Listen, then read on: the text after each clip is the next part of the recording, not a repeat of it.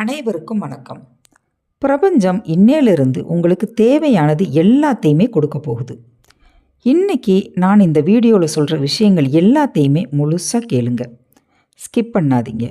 முழுசாக கேட்டு அதை உங்கள் வாழ்க்கையில் செயல்படுத்தினா தான் உங்களுடைய கனவு வாழ்க்கை கிடைக்கும். நீங்கள் கனவு கண்ட வீடு, கார், மிகப்பெரிய பொருளாதாரம், உறவுகள், குழந்தைகளோட படிப்பு, நகைகள், நீங்கள் போடணும்னு நினைக்கிற ட்ரெஸ்ஸு, செருப்பு, வெளிநாட்டு டூர், இந்த மாதிரி நிறைய கனவுகள் இருக்கும்.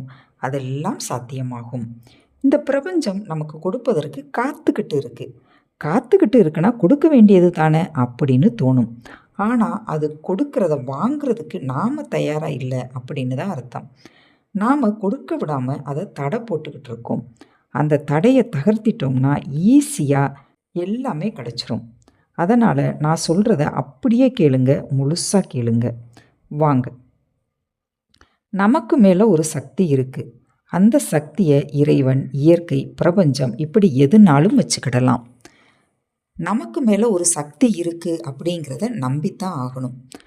அந்த சக்தி தான் நமக்கு தேவையான எல்லாத்தையுமே கொடுக்குது. அது கொடுக்கறத நாம் வாங்கணும்னா நாம் ஒரு சில எண்ணம், சொல், செயலை மாற்றணும். அப்படி மாற்றி யோசித்தா, செஞ்சா, பேசினா எல்லாமே உங்கள் காலடியில் வந்து விழுகும். இது 100% என்னங்க, 200% உண்மை. ஒரு சில சின்ன சின்ன உதாரணத்தோடு சொல்கிறேன். அதுவும் உங்களை வச்சே சொல்கிறேன். தினமும் நடக்கிற விஷயத்தை வச்சே சொல்கிறேன், கேளுங்க. இப்போது நீங்கள் ஒரு ஹவுஸ் ஒய்ஃபாக இருக்கீங்க.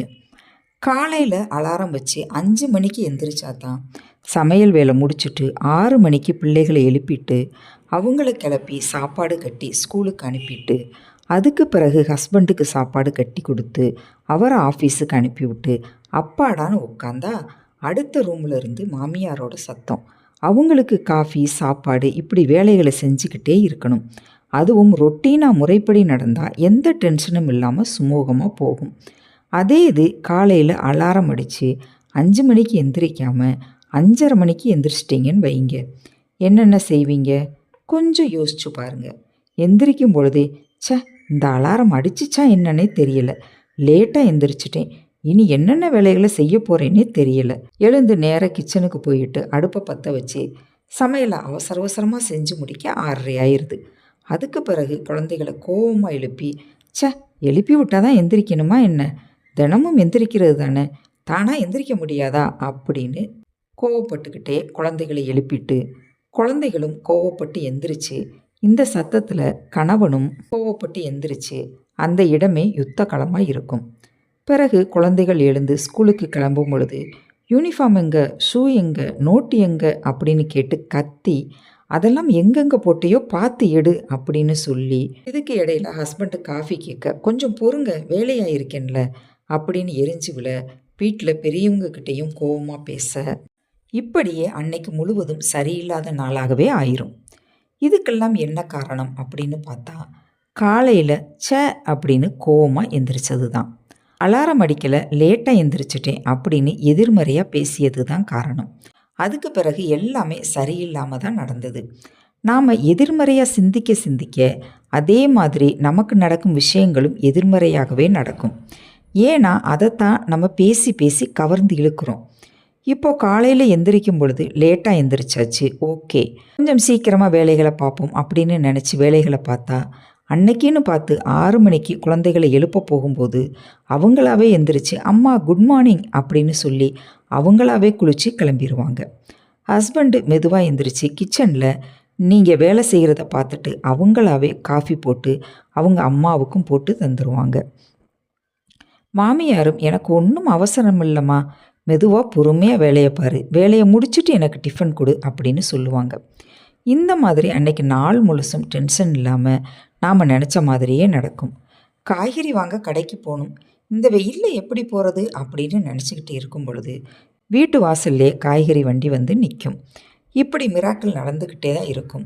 எல்லாமே உல்ட்டாவாக நடக்குது அப்படின்னா நீங்கள் அன்னைக்கு காலையிலேயே லேட் ஆயிருச்சே அப்படின்னு விதையை போட்டுட்டீங்க. அதனால் உங்களுக்கு நெகட்டிவாகவே நடக்குது. ரோட்டில் கார்லேயோ பைக்லேயோ போகும் பொழுது யாராவது உங்களுக்கு குறுக்க வந்து அவங்கள நீங்கள் கண்டபடி திட்டினா உங்களுக்குனே யாராவது குறுக்க வந்துக்கிட்டே தான் இருப்பாங்க. இதை நீங்கள் நிறைய பேர் அனுபவிச்சிருப்பீங்க. நீங்கள் பாசிட்டிவான மனநிலையில் இருந்தால் எல்லாமே உங்களுக்கு சாதகமாக நடக்கும். இதுதாங்க உண்மை. சரி, என்ன செய்யலாம்? இரவு படுக்க போவதற்கு முன்பு உங்களுக்கு மனசுக்கு பிடிச்ச மாதிரி நடந்தாலும் சரி, பிடிக்காத மாதிரி நடந்தாலும் சரி, உங்கள் ஆழ் மனசில் நல்லதாகவே சொல்லுங்கள். இன்னைக்கு எனக்கு நாள் நல்ல விதமாக போச்சு. என் மனைவி என்கிட்ட கோவிச்சுக்கிடலை. குழந்தைகள் நான் சொல்கிறபடி கேட்டாங்க. இன்னைக்கு என் கூட வேலை பார்க்குறவங்க என்கிட்ட நல்ல விதமாக பேசுனாங்க. இந்த மாதிரி பொய் சொல்லுங்க. அது எப்படி நடந்ததை தானே சொல்லணும், பொய் எப்படி சொல்கிறது அப்படின்னு நினைக்காதீங்க. ஆள் மனசுக்கு உண்மை எது பொய் எது அப்படின்னே தெரியாது. நீங்கள் எதை சொல்கிறீங்களோ அதை கேட்கும். அதனால் நல்லதையே சொல்லுங்க. பிறகு நடந்த எல்லா விஷயத்துக்கும் நன்றி சொல்லுங்க. இந்த மாதிரி இரவு படுக்கிறதுக்கு முன்னால் சொல்ல சொல்ல உங்கள் மனசு ஃபுல்லாகவே பாசிட்டிவ் வைப்பாலேயே நிறைஞ்சிருக்கும். அப்படியே நீங்கள் தூங்கி காலையில் எந்திரிக்கும் பொழுது ரொம்ப ரொம்ப ஃப்ரெஷ்ஷாக பாசிட்டிவ் எனர்ஜியோடையே எந்திரிப்பீங்க. எல்லா வேலையும் சக்ஸஸாக நடக்கும். தினம் தினம் ஏதாவது பேசும்போதும் வேலை செய்யும் போதும் கொஞ்சம் யோசித்து இருக்கும் சூழ்நிலையை பார்த்து பாசிட்டிவாகவே பேசி நடந்து வந்தீங்கன்னா இந்த பிரபஞ்சம் நீங்கள் கேட்டது நினச்சது எல்லாத்தையுமே கொடுக்கும். உங்களுடைய கனவு வாழ்க்கை சாத்தியமாகும். நான் சொல்லும் இந்த கருத்துக்கள் யாருக்காவது ஏதாவது ஒரு விதத்தில் உதவும் அப்படின்னு நம்புகிறேன். இனி ஒரு நல்ல கருத்தோடு அடுத்த வீடியோவில் சந்திப்போம். நன்றி, வணக்கம்.